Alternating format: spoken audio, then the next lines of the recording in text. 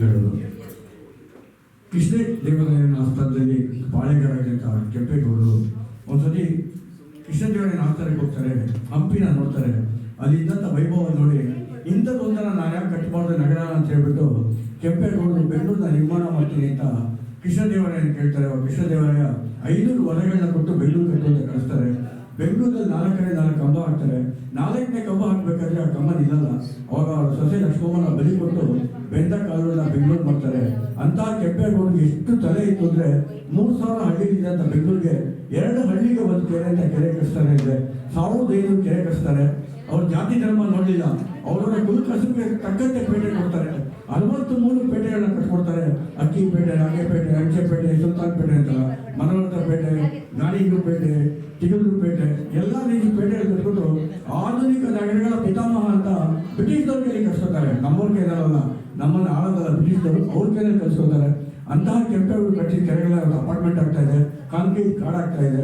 ನಾವು ಕೆಂಪೇಗೌಡರಿಗೆ ಏನಾದ್ರು ನೆನೆಸ್ಕೋಬೇಕು ನಾಗಿದ್ರೆ ಆ ಕಾಂಕ್ರೀಟ್ ಕಾರಣ ಮತ್ತೆ ಹಸಿನ ಕಾಡ ಮಾಡಬೇಕು ಅಂತ ಹೇಳ್ಕೊಳ್ತಾ ಇಷ್ಟೊತ್ತು ಬಂದಿದ್ದ ಪ್ರತಿಯೊಬ್ಬರಿಗೂ ಕೆಂಪೇಗೌಡರಿಗೆ 2 ಮಾತು ಕೇಳಿದಂಥ ಪ್ರತಿಯೊಬ್ಬರು ಕಿವಿಗೂ ಸಹ ಒಂದು ಸರ್ ಇವಾಗಲೇ ಬಂದಿರ್ತಕ್ಕಂಥ ನಮ್ಮ ಶಿಡ್ಲಘಟ್ಟದ ಸಿಂಹ ವೆಂಕಟೇಶ್, ನನ್ನ ರಂಗಭೂಮಿ ಮಿತ್ರ ಶ್ರೀನಿವಾಸ ವಿಶ್ವಕರ್ಮ, ನನ್ನ ತಂದೆಯವರಾದಂಥ ಪ್ರಸನ್ನ ಅವರು, ನಮ್ಮ ಮಾತೃಶ್ರೀಯಾದಂತಹ ಶ್ರೀಮತಿ ಸ್ವೀಟ್ 17 ಸರಸ್ವತಮ್ಮನವರಿಗೂ ಸಹ ಆಧಾರದ ಸ್ವಾಗತವನ್ನು ಬಯಸ್ತಾ ಮುಂದೆ ಗೀತೆಗಳ ಪ್ರಯಾಣ ಸಾಗ್ತಾ ಇರುತ್ತೆ.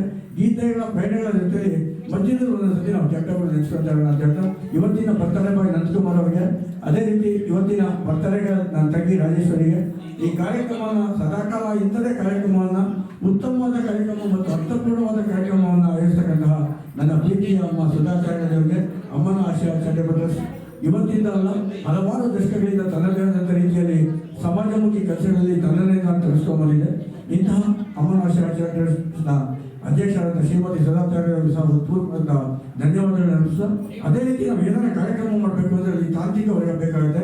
ಅಂತಹ ಒಂದು ಅಕ್ಷರ ರಂಗಮಂದಿರದ ನಮ್ಮ ರಂಗಾದ ಅಡಿಗೆಗಳು ತಾಂತ್ರಿಕವಾಗಿ ಸಹಾಯ ಕೊಡ್ತಾ ಇದ್ದಾರೆ. ಅವ್ರಿಗೂ ಸಹ ಹೃತ್ಪೂರ್ವಕ ಧನ್ಯವಾದಗಳು ಅರ್ಪಿಸೋಣ. ಯಾಕೆಂದರೆ ಕಡೆ ಹಾಡು ಹೇಳ್ತಾ ಇರ್ತಾ ನಾವು ಧನ್ಯವಾದ ಅರ್ಪಿಸೋದನ್ನೇ ಮರ್ತ್ಕೊಳ್ತೀವಿ. ಮತ್ತೆ ಧನ್ಯವಾದ ಅರ್ಪಿಸಿದ್ರೆ ಅಲ್ಲೊಂದು ಕಾರ್ಯಕ್ರಮದ ಲೋಪಾಲ ಬರೋದಿಲ್ಲ ಅನ್ನೋದು ನನ್ನ ಒಂದು ಭಾವನೆ.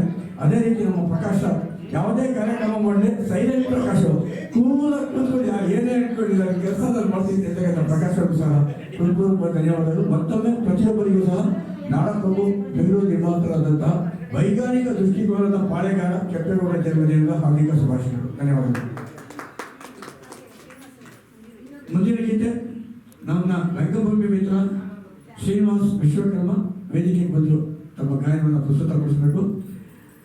ಒಂದು ರೀತಿ ಹಾಡು